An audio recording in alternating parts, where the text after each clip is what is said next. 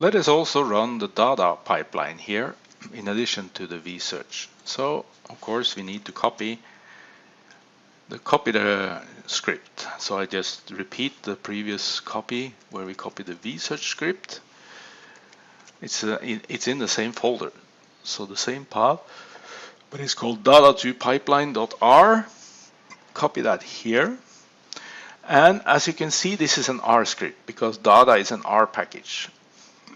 But when we run this on Orion, we want to SBatch to Slurm, so we need to have a shell script. And that is actually a small script called run dada2.sh. Copy that as well. So now when I refresh here, I should have my data script here, and I should have the shell script here. And you can see the shell script is super short, right? It's only loading R and then running the R script. So everything is in the R script really. And this is now, we try to make this as similar to the vsearch as possible. So you have to edit again, where is the metadata file? Where is the FASTQ folder? The temporary output, where do you want to put it? How much do you want to trim the reads? And notice instead of having an R1 and an R2 value, in here in data you put this into a vector with two values. So the first one is how much you trim the R1 reads. The second one is how much you trim the R2 reads. So we use the same values, 20 and 60 as we saw in the vsearch, but you have to display them or give them as input in this way. Then we have this max error probability. In vsearch we used this one throughout. And this is a difference between these two pipelines, because in vsearch you first merge the reads and then you filter. Here we first filter and only at the very end we merge. So it means you have to do the filtering on R1 reads separately from R2 reads. And it has turned out, so why don't we use the same value in both places? Well, you can. And by default, that's what you do. But we have learned very often that since, of course, the R2 reads have poorer quality, if you are equally strict with them, you lose a lot of them. So that's why we suggest you are a little bit more relaxed on the quality filtering of the R2 reads, actually twice as liberal, right? So this you can adjust. Yeah, actually both of them, but especially how much higher should this be than the first one? You can try it out and see. But unfortunately, the data pipeline is super slow, right? So it takes a long time to try out different values here. So perhaps this is not so bad after all. It's also suggested in the data to manual that you use a higher value here. It says sometimes you lose too many reads, so make that higher. Okay, apart from that, it's not very much more to say. You just run here and you get some output. I could just mention, because of this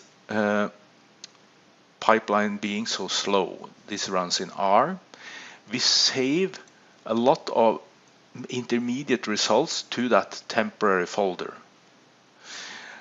So it means that in case you want to run it again, but don't want to run all the steps over again, you can then, for instance here, filter and trimming, right? You could just comment out this part here, and then comment in here, which will then load the results of this part, as long as it's still stored in that temporary folder. This first step is not so slow, but this one, for instance, is very slow. The learning of the error rates, this takes hours.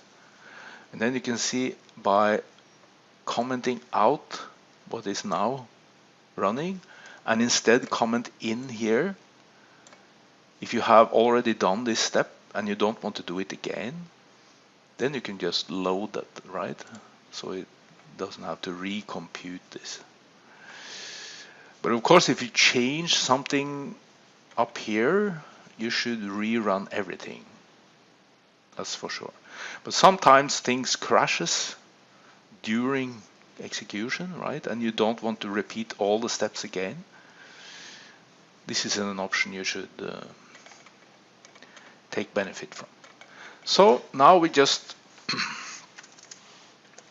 start this by batching this shell script, which will then in turn start the R script. So let's see now if we go here and refresh.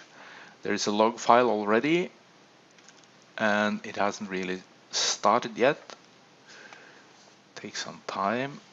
Let's see which node we are running on CN1. Yeah, okay, that's probably fine. There are some nodes who are super slow, and I could just mention that if you are running on, for instance, the CN12 node is often very, very slow. How can you avoid using that? You do it like this: sbatch exclude CN12. Then you will not use the CN12. I would rather wait in the queue for some other node to be free than start running on this node. That's what it means. Exclude, and you can even exclude some others. CN3 is also sometimes slow, but this is not always the case. So I wouldn't put in this exclude statement by default. Some days they are pretty fine.